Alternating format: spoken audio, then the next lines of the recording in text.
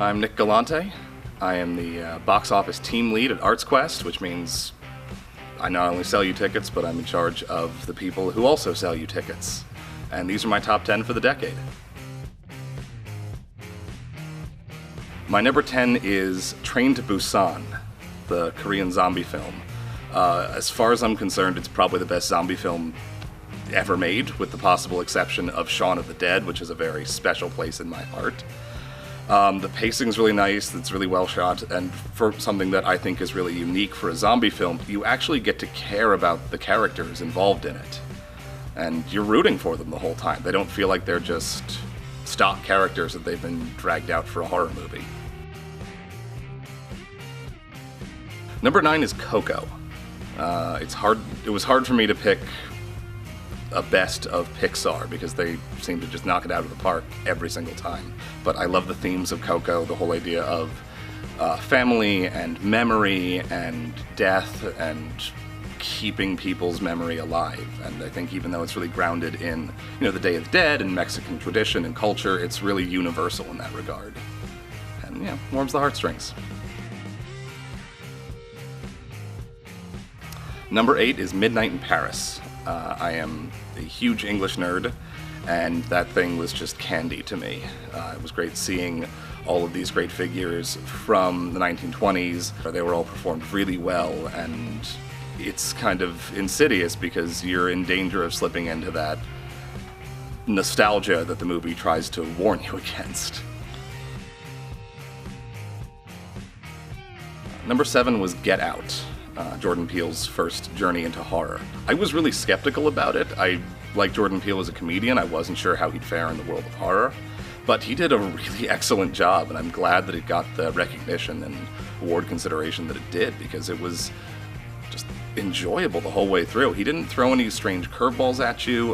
It was really nothing crazy or necessarily like genre defining, but it was really well done. It was enjoyable to watch. Number 6 is a really personal one for me. Number 6 is Doctor Strange. I've been a big Doctor Strange fan for most of my life, and he's not one of Marvel's top-tier characters. They don't have as much at stake for somebody like Iron Man or the Hulk or Spider-Man. So they had every reason to just not do such a great job with him and just make it a totally passable movie. And I was willing to accept that. But they did a phenomenal job. The special effects were stunning, very 60s classic Doctor Strange. Benedict Cumberbatch, Tilda Swinton, everybody was just spot on. And I'm really looking forward to the sequel now. Number 5 is Baby Driver, Edgar Wright's most recent film. It's not his funniest, he's better known for his straight comedies, but it's the most Edgar Wright of his movies. Edgar Wright's really big on the pacing of his movies, the cinematography, cutting things really well, making sure the timing lines up with sound effects and music, and Baby Driver just hits all of those notes. Does it in a really great way, and it's just spectacular to watch. It's just a lot of fun. Number 4 is It Follows. The 2010s was a really good decade for horror. I'm a big horror fan, and they had a lot of really good horror movies this last decade. But It Follows is top of the list, bar none. It has this wonderful kind of timeless, dreamy quality. It's incredibly creepy without resorting to any jump scares or excessive gore. It manages to be really disturbing and unnerving and creepy and hit all of the notes that a good horror movie needs to hit without falling prey to any of the pratfalls that horror sometimes falls prey to. Number 3 is Won't You Be My Neighbor, the documentary about Mr. Rogers. I actually got to see it at ArtsQuest with the live Q&A with the man who played Mr. McFeely, but the benefits of this movie far outweigh that experience.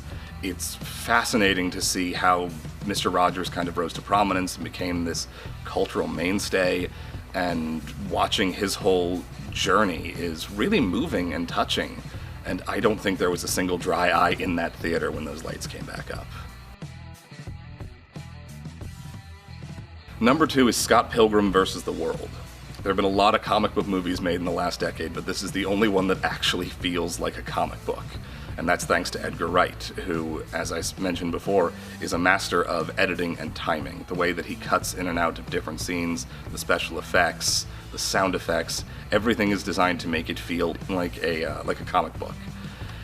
The cast is fantastic. A lot of people who were very much in the early stages of their careers, Michael Cera, Anna Kendrick, pre-Captain America, Chris Evans even. And it's a lot of fun and enjoyable and really funny as well. Number 1 is The Shape of Water. I love Guillermo del Toro. I will watch anything that man touches, and this is absolutely his masterpiece. I heard him in an interview call it Beauty and the Beast done right, and I completely agree with that. It's a really wonderful sort of modern Cold War fairy tale about basically Beauty and the Beast. I won't go into too much more detail if anybody hasn't seen it, but absolutely go watch it. It is a work of art.